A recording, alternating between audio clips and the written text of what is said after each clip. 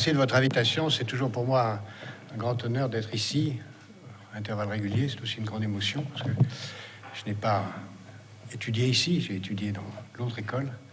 J'ai enseigné ici et je ne retrouve jamais ces locaux sans beaucoup de joie et d'émotion.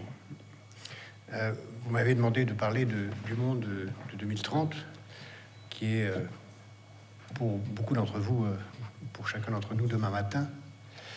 Et j'imagine que la plupart d'entre vous, sinon la totalité d'entre vous, seront à cette année-là, qui est très proche, en plein début de carrière. Et donc j'espère que certains d'entre vous se souviendront de quelques mots que je vais dire ici et qu'ils leur seront utiles pour naviguer dans les eaux difficiles qui s'annoncent. Ne prenez pas ce que je vais dire maintenant comme ni une marque d'optimisme, ni une marque de pessimisme. D'abord, ne vous étonnez pas si je parle sans notes. J'ai toujours enseigné sans notes.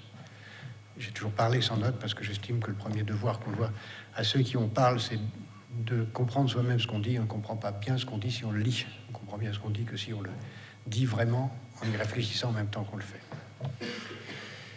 Ne prenez pas ce que je vais dire maintenant comme ni une marque d'optimisme, ni une marque de pessimisme, parce que le pessimisme ou l'optimisme sont des attitudes de spectateurs. On est optimiste ou pessimiste pour, par exemple, une équipe de foot qu'on soutient. Quand on est joueur, on n'est ni optimiste ni pessimiste. On essaie de gagner le match. Et donc, se poser la question de qu'est-ce que sera le monde en 2030 si on est un joueur de foot, c'est de se dire que sera le match quand il sera joué. Et naturellement, un joueur de foot ne se pose pas la question de savoir que sera le match quand il sera joué. Il se pose une seule question, c'est comment gagner le match. Et pour ça, il se pose la question de savoir quelles sont ses forces personnelles, quelles sont les forces de ses partenaires, quelles sont les forces de ses adversaires, quelle est les meilleures tactiques, la meilleure stratégie, comment il va tenter de créer les conditions de la victoire. Et pour ça, il doit comprendre ce qui est possible, ce qui est vraisemblable d'arriver dans l'environnement, dans le comportement des joueurs d'en face, dans le comportement du public, dans tout ce qui peut influer sur sa propre stratégie. Donc prenez tout ce que je vais dire là, non pas comme un spectacle auquel vous allez participer, qui est le monde d'ici à 2030, mais comme le champ de bataille ou le champ d'aventure dans lequel vous allez être des acteurs qui allez déterminer non seulement votre vie personnelle, mais la vie de beaucoup de gens, puisque vous êtes en situation d'exercer des responsabilités. Nous sommes et vous êtes des acteurs du monde qui changera en fonction de ce que vous allez décider. Et le monde de 2030, il sera très largement ce que vous en ferez en fonction de ce que vous aurez perçu, pensé de ce qu'il va devenir. Il n'empêche qu'il est quand même extrêmement important d'essayer de comprendre ce qui peut devenir, d'essayer de voir quelles sont les hypothèses les plus probables, les changements les plus vraisemblables, les pièges les plus certains pour essayer à la fois de les éviter, d'en tirer parti, et pour avoir, si possible, un ou deux coups d'avance sur les événements pour tenter de les orienter. Et donc, l'objectif de ce que je vais dire maintenant, c'est d'essayer de décrire ce chemin vraisemblable, ce chemin probable qu'il faudra à la fois essayer de conforter pour ses meilleurs côtés ou de détourner pour ses pires côtés, et surtout d'essayer d'inventer pour qu'il ne ressemble en rien à ce que l'on peut en craindre. En venant ici, je me posais la question de savoir si j'avais entendu la même conférence en étant à votre place et en écoutant quelqu'un me parler du monde de 1981, c'est-à-dire 16 ans après ma sortie de l'école, comme 2030 et 16 ans après l'année d'aujourd'hui. J'aurais eu du mal d'abord à imaginer que j'aurais 16 ans plus tard la fonction que j'ai eue en 1981. Je vous souhaite mieux encore. Et j'aurais eu du mal à penser le monde de 1981 en 1965. 1965, c'est le début de la guerre au Vietnam. C'est un monde extrêmement tendu, extrêmement dur. C'est une France fermée qui a du mal à sortir de la guerre, qui est encore très présente dans les esprits, extraordinairement conservatrice, très fermée sur beaucoup de choses. Personne n'imaginait qu'en 1981, l'ensemble des guerres coloniales, y compris les guerres vietnamiennes en Indochine, seraient terminées. Personne n'imaginait que quelqu'un qui venait de se faire battre aux élections présidentielles en France et dont tout le monde pensait qu'il n'avait pas le moindre avenir politique en 1965, deviendrait président de la République, ce qui veut dire qu'il ne faut jamais considérer que quelqu'un est définitivement perdu. Personne ne pensait que les technologies allaient changer à une telle vitesse, mais malgré tout, le monde de 1980 ressemblait par bien des dimensions à celui de 1965. L'Union soviétique était toujours là, les rapports Est-Ouest étaient toujours là, la tension était toujours très forte. La question de l'affrontement nucléaire, qui avait été extrêmement forte en 1961 avec l'affaire de Cuba, restait et est restée jusqu'en 1980 extrêmement forte, ce qui veut dire qu'il y a quand même une période d'hystérésis assez longue qui fait que même s'il y a des choses difficiles à prévoir, il y a quand même quelques continuités dont on peut tracer le cours, qui permet aux uns et aux autres d'y agir. Pour penser 2030, il y a beaucoup de méthodes. Une méthode simple qui est celle de faire des scénarios. Alors c'est une méthode très simple parce qu'elle consiste à dire, c'est très simple, imaginons 5 avenirs possibles, ce qui permet d'avoir toujours raison en sortant celui qui se réalise le plus proche le moment venu. Un diplomate français très célèbre pour avoir été ambassadeur de France à Téhéran en 1980 et avoir écrit, pour décrire la situation au moment de la chute du Shah, plusieurs scénarios. Le Shah reste, les généraux arrivent, les bourgeois prennent le pouvoir, et dernier scénario, les fondamentalistes prennent le pouvoir.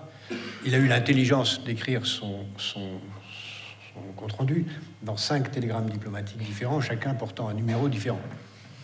Ce qui lui a permis de faire une grande carrière quand il a pu écrire longuement, comme je l'avais prévu dans mon télégramme numéro tant, en oubliant tous ceux qui avaient été faux.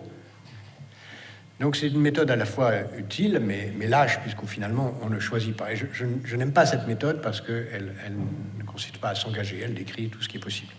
Pour autant, c'est celle que les futurologues emploient surtout, et je vais essayer de ne pas le faire. Je crois qu'il est au contraire possible de tracer, disons, le scénario le plus vraisemblable, tout en sachant, ce que j'ai dit en commençant, que bien des choses feront qu'il n'aura pas lieu, et qu'en particulier, ce que vous ferez vous-même aideront à ce que vous-même y trouviez la meilleure place possible, et que vous-même aiderez à ce que le pire de ce scénario n'ait pas lieu. D'abord, pour essayer de comprendre ce qui peut se passer d'ici à 2030, il faut voir que 2014-2030, c'est une infime fraction de l'histoire, et qu'on ne peut le comprendre que si on a une idée très longue de l'histoire.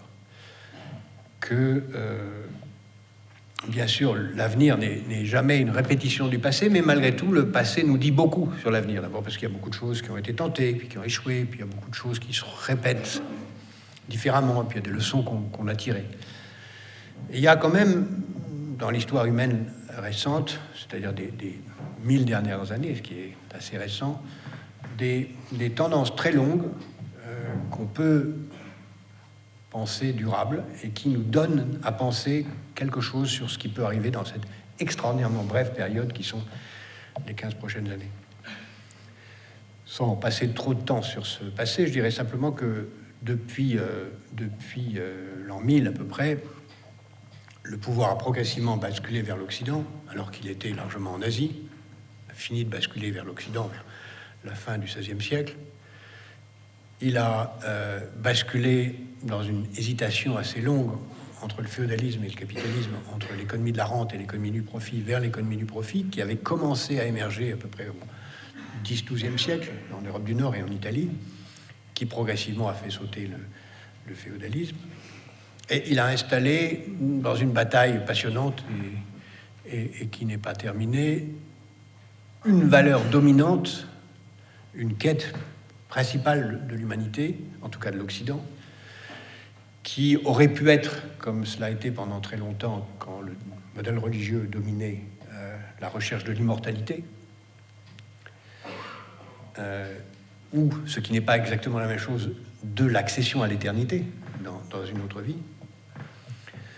Mais cette pulsion proprement religieuse n'a pas été celle qui domine aujourd'hui, en tout cas en Occident. j'y reviendrai pour savoir si elle peut revenir.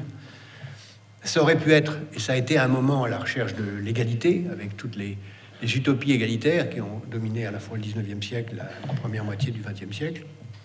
Mais pour des tas de raisons, cette utopie-là a largement échoué, ou en tout cas ne s'est pas imposée. Et il y a une autre utopie qui s'est progressivement imposée, qui trouve sa source dans un très grand nombre de cultures anciennes, c'est l'utopie de la liberté individuelle.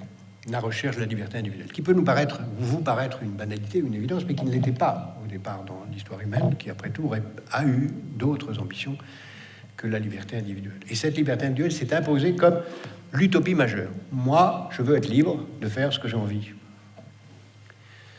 Bien sûr, c'est une liberté tout à fait relative. On ne peut pas choisir de la date à laquelle on est, on ne peut pas choisir du milieu social dans lequel on est, on ne peut pas choisir beaucoup de choses, mais malgré tout, l'humanité, en tout cas l'Occident, s'est défini à partir du début du Xe siècle, dans les fractions marchandes dont je parlais tout à l'heure, comme à la recherche de la liberté individuelle. Et c'est cette valeur-là qui, progressivement, s'est imposée sur toutes les autres. Et qui, aujourd'hui encore, s'est imposée. Et il faut bien voir qu'elle est extraordinairement importante pour comprendre ce que je vais décrire maintenant, parce que c'est d'elle dont découle tout ce qui nous détermine aujourd'hui en termes d'idéologie, de valeurs, de système culturel, à la fois de façon positive et de façon négative. J'ai dit tout à l'heure que la liberté individuelle n'était que limitée, puisqu'on ne peut pas décider où on est né, mais elle est aussi encore plus limitée par le fait que les choses sont rares. Et on n'est pas libre d'avoir tout quand on ne peut pas dépasser les contraintes de la rareté du temps. On ne vit pas aussi longtemps que la liberté nous permettrait de vouloir. Je veux vivre éternellement. Non, on ne peut pas. On n'est pas libre non plus d'avoir tout ce qu'on veut, puisqu'on est contraint par les ressources dont on dispose. Et donc, tout le progrès de l'organisation humaine depuis l'an 1000 a été d'essayer d'organiser progressivement cette utopie de la liberté individuelle dans un contexte de rareté. Et on peut décrire l'histoire de l'humanité depuis cette époque comme progressivement la tentative d'organiser les procédures qui permettent d'être relativement libre dans un contexte de rareté. Pour les biens individuels, le mécanisme le plus intelligent, le plus sophistiqué qui s'est progressivement installé, c'est le marché, permet de croire qu'on est libre de choisir ce qu'on veut sous les contraintes de la rareté. Et pour les biens collectifs, la procédure qui permet le mieux de croire qu'on est libre sous contrainte de rareté pour la distribution des biens publics, c'est la démocratie. L'un et l'autre étant, je l'ai dit tout à l'heure, des formes extraordinairement sommaires de liberté, mais c'est le meilleur bricolage. Et vous avez fait assez de biologie pour savoir que la vie elle-même n'est qu'un bricolage entre deux formes de mort. Entre la mort par le désordre extrême et la mort par l'ordre extrême. C'est un bricolage. Et l'organisation sociale humaine, ça n'est aussi rien d'autre qu'un bricolage entre deux formes de mort, le désordre extrême, l'anarchie absolue, et l'ordre extrême, le totalitarisme uniformisateur. Et donc, progressivement, l'humanité invente, avec beaucoup de chaos, cette idée que le meilleur couple d'organisation de la liberté sous contrainte de la rareté, c'est le marché et la démocratie qui marchent ensemble. Et ça marche assez bien, puisque progressivement, l'histoire a fait que des économies de marché sont nées, ça commence par là, sous des dictatures, puis l'économie de marché crée une classe moyenne qui a besoin de droits de propriété, donc qui a besoin de stabilité, donc qui a besoin de liberté individuelle, donc qui a besoin de démocratie, puis progressivement ça s'étend, et ce système qui a commencé en Flandre, puis en Italie du Nord, puis s'est étendu un peu partout, la France étant d'ailleurs une des dernières à rejoindre le peloton, contrairement à ce qu'on croit, on a vu progressivement toute l'Europe, puis l'Amérique, puis le reste du monde progressivement y arriver, jusqu'en 89, l'Europe de l'Est, puis l'Amérique latine, puis progressivement l'Asie, et même l'Afrique, avec ce couple marché-démocratie. On s'aperçoit que le marché a besoin de la démocratie, parce que le marché suppose l'innovation, le droit à créer, le droit à changer la vie, et donc il a besoin de démocratie. Et la démocratie a besoin du marché, parce que la démocratie ne peut pas fonctionner sans possibilité de vendre, d'acheter, et de créer des conditions de création de richesse. Donc ce couple est un couple vertueux, Et c'est pourquoi certains ont dit encore récemment que c'est pas la peine de parler de l'avenir, ça n'a aucun intérêt. L'avenir, c'est la généralisation progressive du marché et de la démocratie à l'échelle de la planète, qui va atteindre l'Afrique, l'Asie, circuler, il n'y a rien à voir, c'est tout. C'est ce qu'on a appelé la fin de l'histoire, qui ne veut pas dire que l'histoire est gelée, comme vous avez dû l'apprendre dans certains cours, mais ça veut dire que l'histoire est prévisible. Cependant, il y a 2 ou 3 grains de sable qui fait que ça ne marche pas trop et qui fait que c'est quand même intéressant de s'occuper de comprendre l'avenir, et en particulier des grands enjeux des 15 ou 20 prochaines années. 2 contradictions qui sont vraiment d'une extrême actualité aujourd'hui pour comprendre la crise dans laquelle nous nous trouvons et pour comprendre les grands enjeux de demain. Première contradiction, c'est que le marché, par nature, est sans frontières. Si je suis un acteur du marché, je n'accepte pas une frontière de territoire, c'est-à-dire je considère que j'ai le droit de faire des affaires de marché sur tous les domaines, y compris les domaines qui sont le sanctuaire de l'État. Je ne vois pas pourquoi on m'interdit de commercialiser l'éducation, la santé, la défense. Et sans frontières d'un point de vue géographique, le marchand n'est pas enfermé dans des frontières de territoire. Donc le marché, par nature, est global, mondial. Le mot global est un mot anglais qu'il ne faut pas utiliser ici parce qu'il est trompeur. Mondial. Le marché est mondial par nature et sans frontières. Alors que la démocratie, elle, par nature, est locale. Elle suppose un territoire et des frontières. Et donc on se trouve dans cette contradiction entre un marché qui devient de plus en plus mondial dans tous ses domaines, qui devient de plus en plus total, au sens où il ne s'exclut de rien, et une règle de droit qui, si possible, est démocratique, mais même quand elle ne l'est pas, n'est que nationale. Et donc, par nature, ce choc-là fait que le marché est le lieu d'activités qui ne sont pas soumis à la règle de droit, qui sont soit illégales, soit, pire encore, criminelles, et qui se développent très largement, faute de capacité à installer un droit de propriété, une justice sociale, une police, une justice à l'échelle planétaire. Et on le voit prosaïquement dans la crise financière, qui a été l'occasion de transfert de turpitude à l'échelle de la planète parce qu'il n'y avait pas de possibilité de les contrôler. On le voit par l'extraordinaire développement aujourd'hui progressivement de toutes les activités illégales, de la fiscalité qui n'est pas capable de saisir les richesses, mais qui les laisse aller là où elles sont les moins taxées, puisqu'il n'y a pas de système global, et avec un développement considérable d'activités rentables, mais qui sont considérées dans les pays démocratiques avec un état de droit comme scandaleusement inacceptable, comme commerce des personnes humaines, trafic d'organes, activité, trafic d'armes, de drogue, etc. Et d'une certaine façon, pour la première fois dans l'histoire, les cours de théorie économique commencent à ressembler à la réalité, puisque le cours de théorie de base, c'est une économie de marché sans État. On cherche l'équilibre pur et parfait, les théoriciens ayant complètement oublié que pour qu'il y ait une économie de marché, il faut un droit de propriété, qu'il n'y a pas de droit de propriété sans État pour assurer la garantie de l'état de propriété, du droit de propriété. Et donc, on se trouve progressivement dans une situation qui ressemble à quelque chose qu'on n'a jamais vu, c'est-à-dire un marché sans état de droit. Le seul exemple qu'on a à l'échelle de la planète d'un pays qui n'a pas d'état de droit depuis longtemps, c'est un pays qui, depuis 25 ans, n'a pas de gouvernement. Le gouvernement se trouve dans le pays voisin, la Somalie, dont le gouvernement est assez courageux pour être installé au Kenya, et où on voit les bandes de toute nature s'opposer. Donc la mondialisation, c'est une somalisation de la planète. La dynamique dans laquelle nous sommes, c'est une dynamique de chaos. Première remarque. Première contradiction. Ce qui fait que cette mondialisation aujourd'hui hésite entre plus de mondialisation pour mettre en place l'état de droit ou moins de mondialisation pour revenir sur les frontières fermées. Histoire qu'on a déjà connue à plusieurs reprises dans l'histoire. C'est là où l'histoire est très intéressante. Je ne veux pas vous ennuyer avec ça parce que je vois que le temps passe. Mais on a connu ça à de nombreuses reprises dans l'histoire et qui s'est toujours traduit par le fait que l'humanité a choisi de revenir en arrière. La dernière, la plus proche de nous, elle n'a qu'un siècle, en 1913-14, on a failli faire une mondialisation réussie. Il y avait beaucoup de choses qui ressemblaient à la période d'aujourd'hui. Puis au dernier moment, on a pris peur et puis on s'est refermé sur nous-mêmes et ça a donné 1914, 1918, 1929, 1933, 1939 et on est sorti de ça qu'en 1989 avec la chute du mur de Berlin.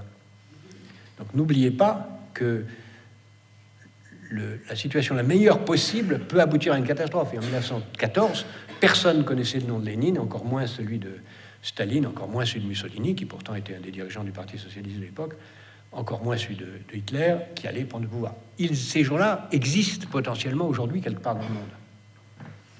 Et si nous avons ce repli que le vertige d'un état de droit planétaire pourrait entraîner, parce que cet état de droit planétaire est nécessaire pour rendre humainement vivable le marché mondial, nous aurons un repli avec des conséquences encore plus gigantesques que cette époque. Deuxième contradiction, qui est aussi extrêmement forte aujourd'hui et qui pèse très fort sur ce qui va arriver d'ici à 2030, c'est que j'ai dit que marché et démocratie étaient des valeurs qui s'enrichissaient l'une l'autre. Mais en réalité, si on réfléchit bien, et donnez-moi une minute de philosophie télégraphique, le marché et la démocratie sont fondés, je l'ai dit tout à l'heure, sur une valeur unique qui est la liberté individuelle. Qu'est-ce que c'est que la liberté individuelle? C'est le droit de changer la vie.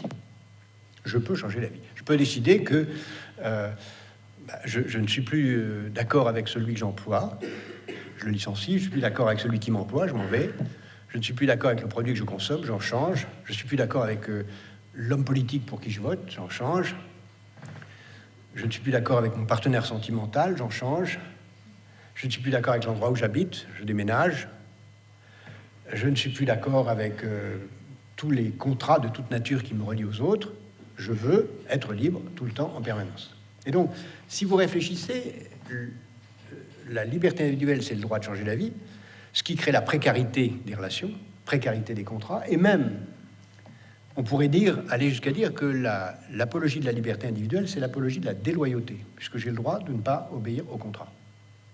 Et on le constate tous les jours davantage, où on voit qu'il y a de moins en moins de CDI, il y a de moins en moins de contrats durables, c'est de plus en plus de CDD, les relations sentimentales sont de plus en plus précaires, les durées des lieux où on habite sont de plus en plus brefs, les objets sont eux-mêmes de plus en plus précaires, tout change à une vitesse croissante, la technologie elle-même participe, et c'est toujours le cas dans l'histoire, d'un renforcement de cette idéologie, c'est-à-dire qu'elle est au service de cette idéologie du changement permanent. On s'installe dans une idéologie de la précarité générale, où on voit les technologies non seulement changer très vite, mais être au service de ce moi maintenant tout de suite, changeant tout le temps. Les réseaux sociaux qui sont ni des réseaux ni sociaux, puisqu'ils sont des lieux de narcissisme solitaire, je pourrais dire de narcissisme masturbatoire juxtaposé, où chacun essaye de se mettre en valeur, mais en rien de participer à quelque chose avec l'autre, sont des exemples d'une technologie qui participe de cette précarité et de ce moi maintenant tout de suite sans cesse remise en cause. Donc nous sommes en train, dans cette dynamique-là, voir que nos sociétés sont en train de devenir une juxtaposition de mercenaires déloyaux. Aucune société peut être durablement une société de mercenaires déloyaux, ça ne marche pas. On le voit à bien des exemples. Les jeunes dont vous êtes encore, pour quelques années ou décennies, ainsi désignés, ne sont pas loyaux à l'égard de ceux qui ont payé leurs études, puisqu'ils estiment qu'il est tout à fait normal d'aller vivre ailleurs, et qui n'ont pas de devoir à l'égard de ceux qui ont rendu possible, ni leurs parents, ni la société, le niveau où ils sont. Les plus âgés ne sont pas non plus loyaux à l'égard des générations précédentes, puisqu'ils leur laissent une dette gigantesque, un environnement catastrophique. Après moi, le déluge. Moi, maintenant, tout de suite. Cette apologie-là qui crée une apologie de la déloyauté générale, c'est ça le monde dans lequel on est. On est dans un monde de non-droit dans lequel chacun est dans le chacun pour soi de l'instant. Visiblement, ces deux trucs-là, ça ne peut pas marcher longtemps. Il y a quelque chose qui va casser.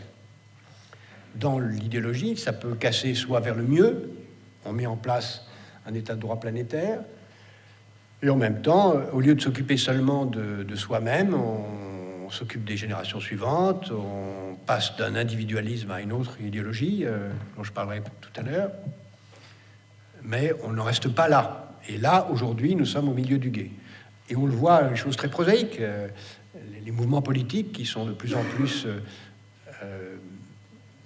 en réaction contre cette mondialisation vers la fermeture des frontières, en réaction contre cette précarité avec le retour du fondamentalisme religieux qui n'est pas propre d'une religion, mais de toutes les croyances du monde, qui peuvent être soit un retour au long terme de nature religieuse, mais qui peut être un retour au long terme de nature totalitaire, laïque, ou de nature totalitaire écologique. Et on verra un jour, si on y prend garde, des totalitarismes au nom de la catastrophe climatique qui s'annonce, en disant, écoutez, la démocratie a échoué, ça suffit, on met de l'ordre, et on impose un système qui permettra de régler ces problèmes. N'oubliez jamais que le modèle social-démocrate qui s'est imposé comme la réponse raisonnable après la Seconde Guerre mondiale, le premier qui l'a essayé de façon technique, c'est Mussolini. Le deuxième, c'est Lénine. Le troisième, c'est Hitler. Et Roosevelt n'a été que le quatrième. Donc la démocratie n'a abouti à un régime utilisant l'État démocratique au service du développement qu'après trois caricatures totalitaires du même système. Et aujourd'hui, on ne peut pas exclure de voir monter, on le voit tous les jours, monter des idéologies totalitaires en réponse à ces deux énormes failles de l'idéologie de la liberté individuelle qui emporte le monde d'aujourd'hui. Et pour autant, cette idéologie de la liberté individuelle, elle a encore devant elle un potentiel considérable. Que peut-on dire sur 2030, en dehors de ce mouvement idéologique, qui permet de voir dans quel ordre de possible se situe le meilleur et le pire? On peut d'abord dire quelques petites choses que vous avez dû voir, mais vous connaissez, je vais le dire rapidement, sur le seul domaine sur lequel on a un petit peu de certitude, c'est la démographie. Et la démographie nous apprend, comme vous savez, qu'on va vers un monde de 9 milliards d'habitants, que la Chine va stagner, que l'Inde va devenir le premier pays du monde, que les États-Unis vont continuer à croître, que l'Europe va sans doute stagner au rythme actuel, mais que le premier continent de la planète, ça sera l'Afrique. On va passer le premier continent en termes de croissance, ce sera l'Afrique de population. On va passer d'ici à 2045 d'1 milliard à 2 milliards d'habitants. Ça, c'est la principale mutation du XXIe siècle, qui ne sera pas pour moi un siècle de l'Asie, je vais y revenir tout à l'heure, mais qui sera d'abord et surtout pour nous, Européens, un siècle de l'Afrique, pour le pire si nous laissons le chaos s'y installer, pour le meilleur si nous réussissons à en faire un potentiel de développement. Et en particulier pour nous, Français, puisqu'il y a 220 millions de personnes dont la langue maternelle est le français dans le monde, et qu'au rythme actuel, en 2040, il y en aura au moins 700 millions. Nous sommes la seule langue dont le nombre de locuteurs va tripler en 30 ans, comme première langue, si nous sommes capables de maintenir notre système d'éducation et si nous sommes capables d'utiliser les nouvelles technologies à toutes ces choses, et ce qui nous donne un potentiel non seulement culturel, mais un potentiel de développement économique considérable dans une région du monde qui contient des potentialités de toute nature absolument gigantesques. Donc, premier changement, la montée de l'Afrique. Changement démographique autre, je passe très rapidement, mais enfin, vous savez les chiffres. En gros, dans 30 ans, il y aura plus de Français que d'Allemands, si les tendances démographiques continuent. Dans 40 ans, il y aura plus de Turcs que de Russes. Et à la fin du siècle, si les tendances continuent, mais naturellement, elle continuera, il y aura moins de Chinois que de Nigérians. Donc, naturellement, ces tendances seront certainement changées, parce que quelque chose se passera, mais ça indique quand même, d'ici à 2030, où on va. Et ça indique des changements qui sont très forts. Autre dimension démographique très importante, nous sommes la moitié des habitants du monde en ville, nous serons les 2 tiers en 2030. Et ça veut dire que nous entrons dans une situation urbaine où il y a tout à faire pour penser la ville intelligente, pour penser les infrastructures qui seront nécessaires à elle. Mais ça veut dire que beaucoup de gens vont quitter la campagne vers la ville et qu'en fait, nous entrons dans un monde du mouvement. En gros, aujourd'hui, on estime que, indépendamment des mouvements qui seront causés par les changements climatiques, dont je dirai un mot tout à l'heure, il n'y a aujourd'hui que 200 millions de personnes qui vivent dans un autre pays que celui où ils sont nés. Si vous réfléchissez sur 7 milliards 200 et quelques millions d'habitants, c'est pas grand-chose. Dans 25 ans, le chiffre minimum retenu par la convergence des études, c'est 1,2 milliard d'habitants qui auront changé de pays. Et pas seulement du nord vers le sud, du sud vers le nord, je veux dire, mais beaucoup du sud vers le sud, des mouvements de pays, pas mal du sud vers le nord, pas mal du nord vers le sud et pas mal du nord vers le nord. Nous entrons dans une période de dégel de la population, sous réserve de ce que je disais tout à l'heure, qu'il n'y ait pas cette crispation qu'on a connue en 1914, où on ferme les frontières parce qu'on a peur du mouvement, ce qui est une hypothèse vraisemblable. Mais normalement, nous entrons dans une période de dégel. Et si on ajoute les mouvements climatiques, les changements liés au mouillon climatique, alors là, les chiffres sont très changeants selon les intérêts des uns et des autres, mais enfin, on estime que c'est entre 1 et 2 milliards de plus qu'il faut ajouter pour parler des migrations écologiques. Troisième changement démographique très important, c'est que l'âge moyen de la population de la planète va augmenter, puisque l'espérance de vie augmente, l'espérance de vie en bonne santé augmente, et le nombre d'enfants par femme diminue, sauf en Afrique, dans cette période, l'Afrique subsaharienne dans cette période, après sans doute, mais pas dans cette période. Ce qui fait qu'on va avoir une population qui va vivre beaucoup plus longtemps, avec une nécessité de travailler beaucoup plus longtemps, avec une part des dépenses de santé qui va devoir augmenter, des changements gigantesques liés à cette mutation de la population, avec sans doute d'ailleurs des conséquences très différentes de pays à pays. Par exemple, la Chine va sans doute avoir besoin, presque certainement, de se replier sur elle-même pour organiser ce qu'elle n'a pas organisé, c'est-à-dire un système de retraite, de sécurité sociale, de santé qu'elle n'a pas fait, et donc va se replier, cesser de s'intéresser au reste du monde, sauf pour y trouver ses matières premières. Mais l'idée que la Chine puisse être un leader mondial va sans doute s'éloigner. C'est en tout cas le pronostic que je voudrais faire ici, parce que la Chine a trop de problèmes intérieurs pour être autre chose qu'un leader local qui s'occupe de ses problèmes et réalloue ses ressources vers elle-même. N'oubliez pas que la Chine n'a jamais été une puissance conquérante, coloniale, que la Chine n'a d'ailleurs jamais été très longtemps une puissance unie. On raconte que la Chine a été un empire pendant 5000 ans. Si vous regardez l'histoire chinoise, il n'y a pas plus de 6 siècles d'unité. Le reste, c'est des conflits, des guerres civiles.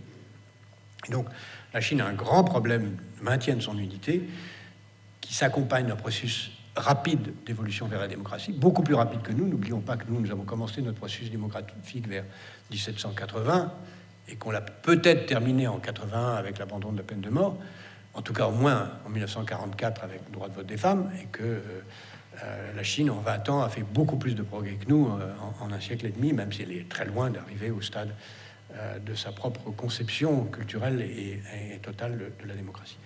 Nous entrons donc dans une phase où sans doute les grands pays vont se retourner vers eux-mêmes et où il n'y aura plus de dirigeants, de chefs du monde. Les États-Unis, quand on regarde les chiffres, et là je me lance dans ce que je voudrais vous dire comme pronostic d'évolution relative des pays,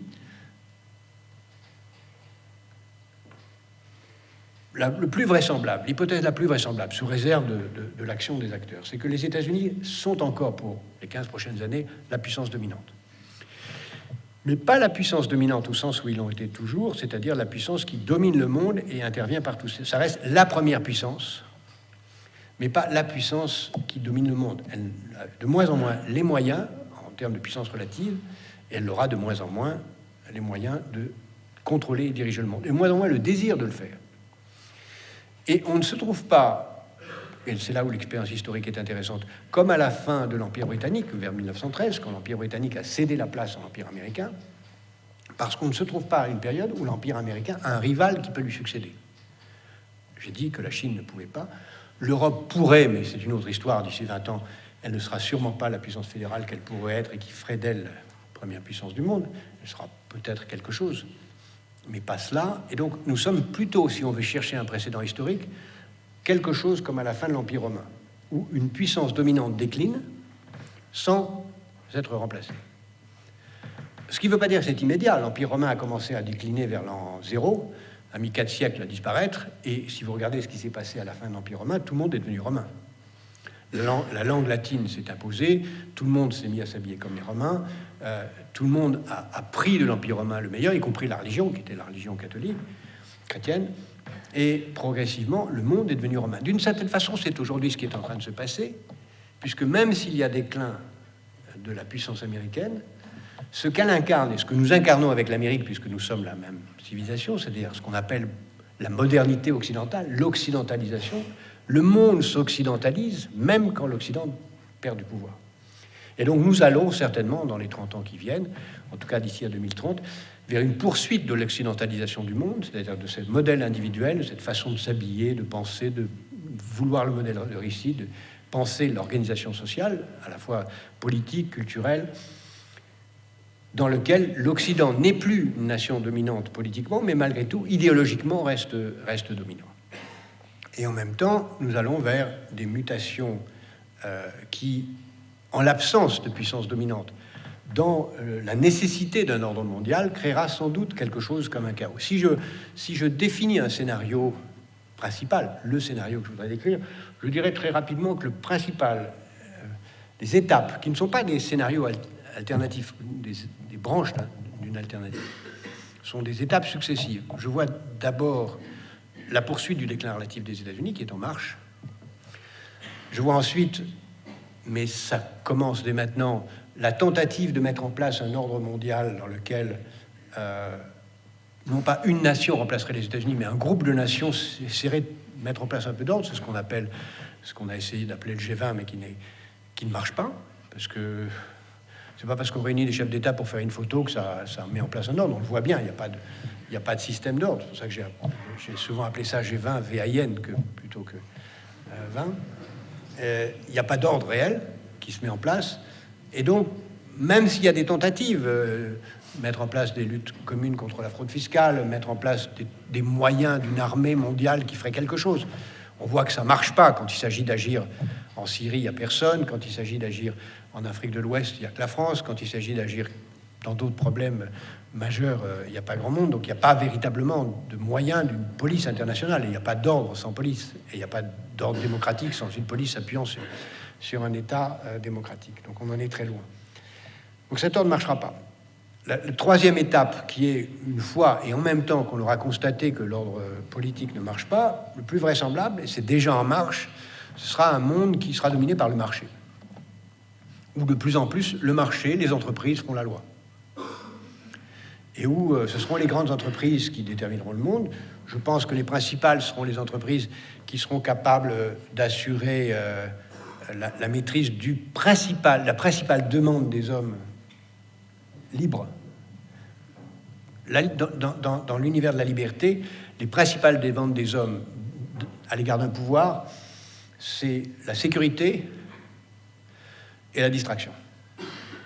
Ne pas voir et être assuré d'être distrait. Donc les principales firmes qui vont dominer sont les firmes qui vont assurer la sécurité, c'est-à-dire les compagnies d'assurance, les entreprises de guidage, de surveillance.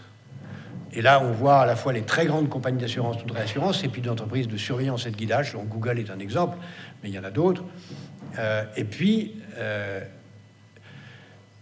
tout ce qui vient dans le marché va progressivement prendre le pouvoir. Avec inévitablement ce à quoi on assiste aujourd'hui, c'est-à-dire une extraordinaire aggravation des inégalités, qui a commencé puisque le marché lui-même ne crée pas suffisamment de transferts et qu'il n'y a pas d'État global pour réaliser les transferts, donc les inégalités continueront à croître, et en même temps, personne ne prendra en compte les enjeux du très long terme, c'est-à-dire la protection de l'environnement, la lutte contre les changements climatiques, sauf quand les changements climatiques seront internalisés par les solutions de marché ou les solutions technologiques sur lesquelles je vais revenir dans une seconde.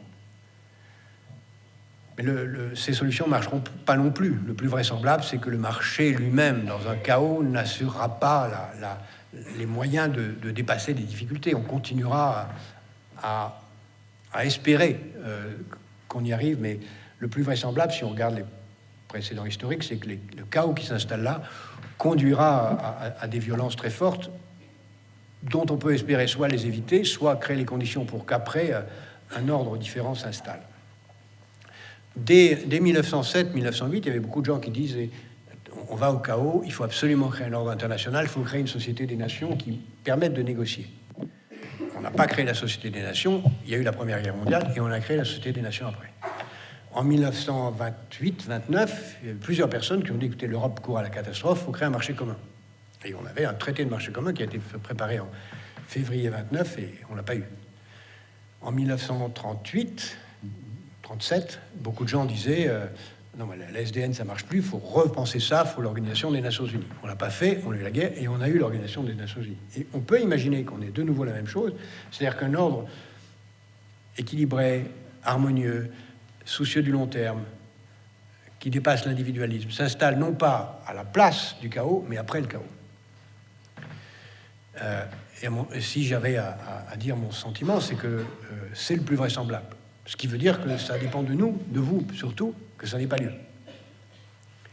D'autant plus que les technologies qui viennent vont permettre à la fois de faire beaucoup de choses très positives, mais aussi beaucoup de choses extraordinairement dangereuses. Et nous entrons dans une période où on peut espérer beaucoup de la technologie, mais en même temps, elle a une face double.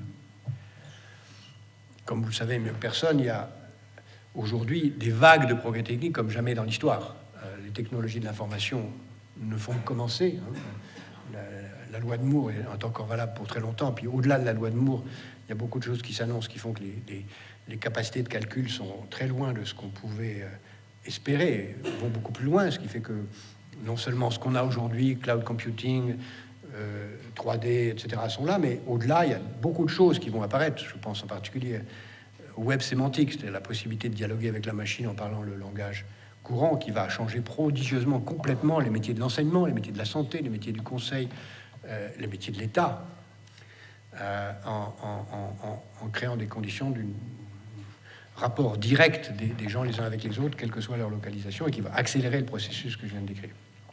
Au-delà de cela, les biotechnologies qui conduisent progressivement à créer une marchandisation de l'artefact humain, ce qu'on appelle les transhumains dans certains discours de science-fiction, mais qui correspond à des choses qui sont tout à fait prévisibles, c'est-à-dire que la santé devient, avec l'éducation, avant l'éducation, le principal secteur de croissance, parce qu'il est le lieu à la fois d'une forte croissance des besoins, mais en même temps d'une forte croissance de la possibilité de son industrialisation par l'émergence de technologies adaptées.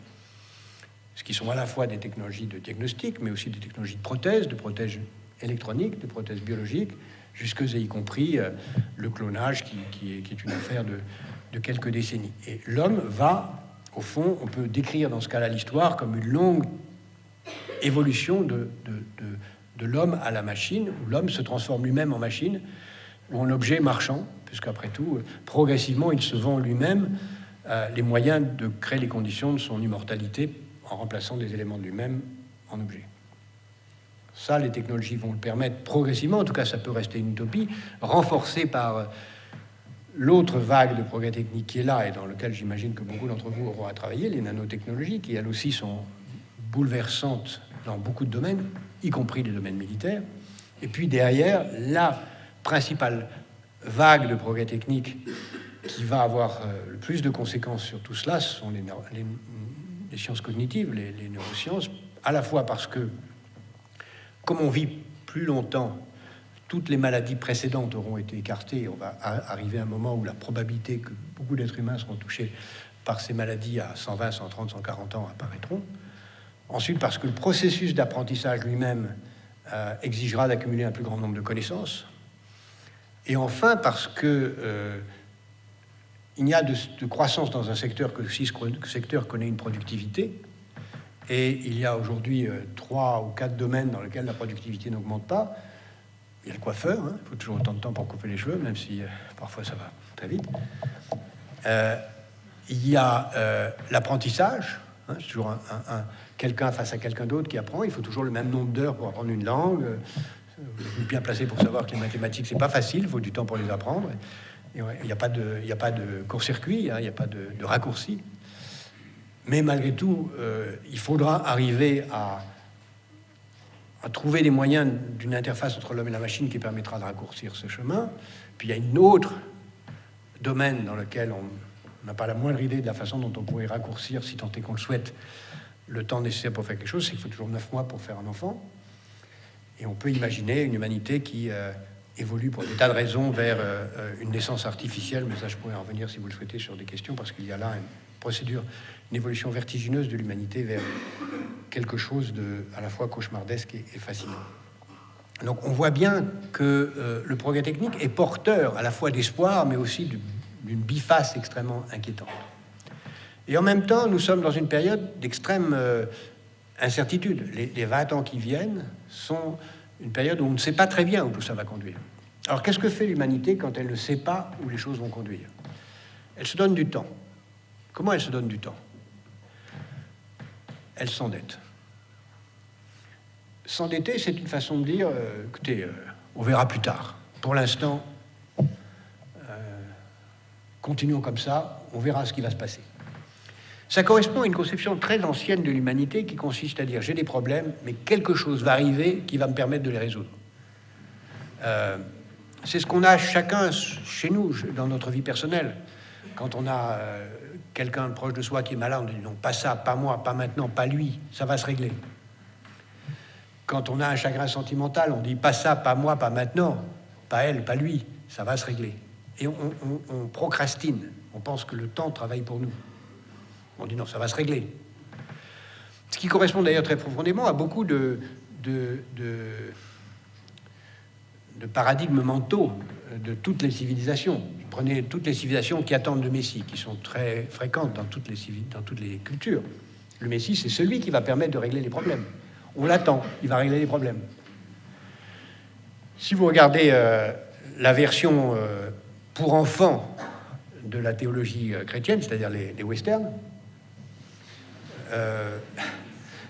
enfin judéo-chrétienne, puisque finalement ici c'est une idée juive avant d'être chrétienne, vous avez l'idée, les Indiens attaquent la diligence, et puis à la fin du film, on entend les clairons et la cavalerie arrivent pour sauver la diligence, en tout cas ce qu'il en reste.